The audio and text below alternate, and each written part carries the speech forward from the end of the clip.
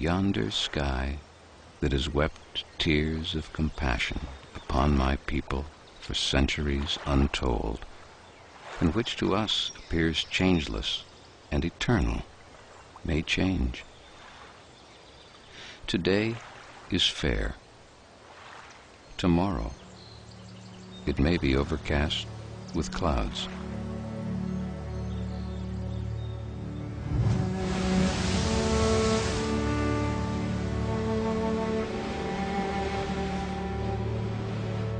There was a time when our people covered the land as the waves of a wind-ruffled sea cover its shell-paved floor.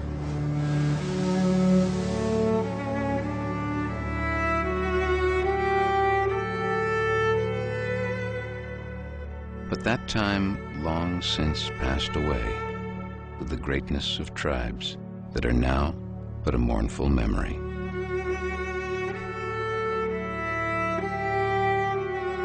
I will not dwell on, nor mourn over our untimely decay, nor reproach my pale-faced brothers with hastening it, as we too may have been somewhat to blame.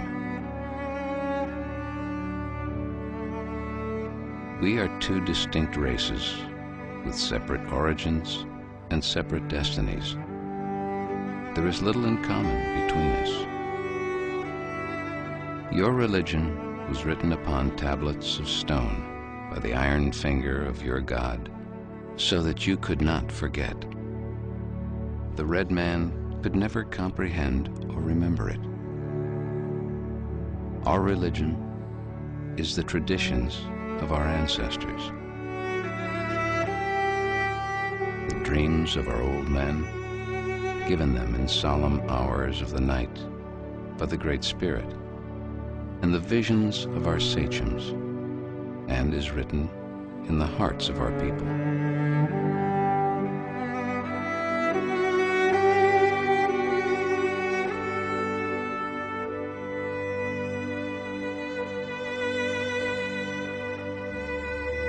To us, the ashes of our ancestors are sacred, and their resting place is hallowed ground.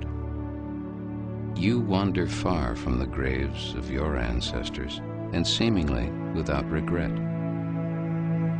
Your dead cease to love you and the land of their nativity as soon as they pass the portals of the tomb and wander away beyond the stars. They are soon forgotten and never return. Our dead never forget this beautiful world that gave them being. They still love its verdant valleys, its murmuring rivers, its magnificent mountains, sequestered vales, and verdant-lined lakes and bays, and ever yearn in tender, fond affection over the lonely-hearted living, and often return from the happy hunting ground to visit, guide, console, and comfort them.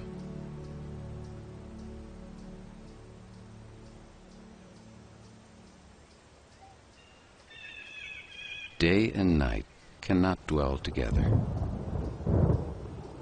The red man has ever fled the approach of the white man, as the morning mist flees before the morning sun.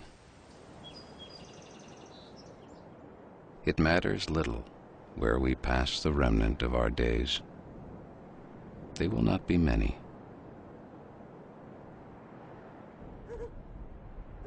The Indian's night promises to be dark. Not a single star of hope hovers above his horizon.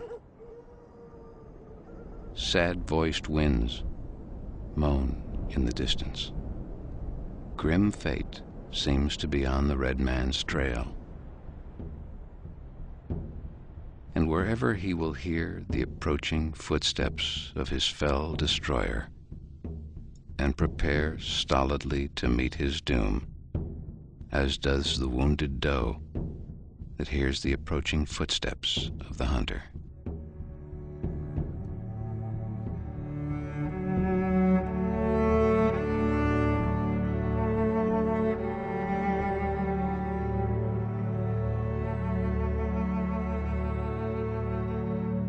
few more moons, a few more winters, and not one of the descendants of the mighty hosts that once moved over this broad land or lived in happy homes protected by the Great Spirit will remain to mourn over the graves of a people once more powerful and hopeful than yours.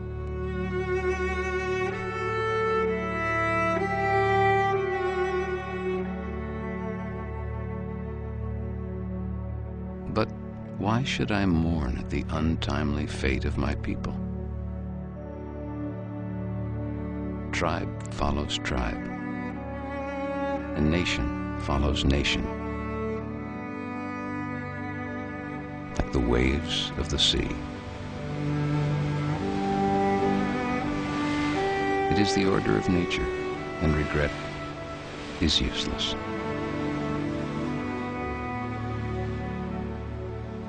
Your time of decay may be distant, but it will surely come. For even the white man, whose God walked and talked with him as friend to friend, cannot be exempt from the common destiny.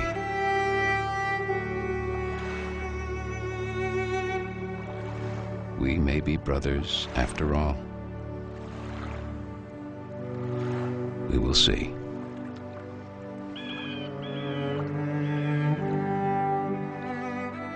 Every hillside, every valley, every plain and grove has been hallowed by some sad or happy event in days long vanished. Even the rocks, which seem to be dumb and dead as they swelter in the sun along the silent shore, thrill with the memories of stirring events connected with the lives of my people. And the very dust upon which you now stand responds more lovingly to their footsteps than yours, because it is rich with the blood of our ancestors, and our bare feet are conscious of the sympathetic touch.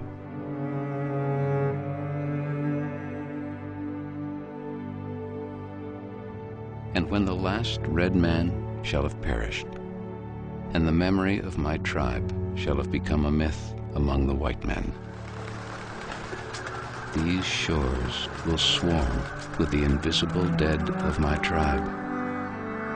And when your children's children think themselves alone in the field, the store, the shop, upon the highway, or in the silence of the pathless woods, they will not be alone. In all the earth, there is no place dedicated to solitude. At night, when the streets of your cities and villages are silent, and you think them deserted, they will throng with the returning hosts that once filled them and still love this beautiful land.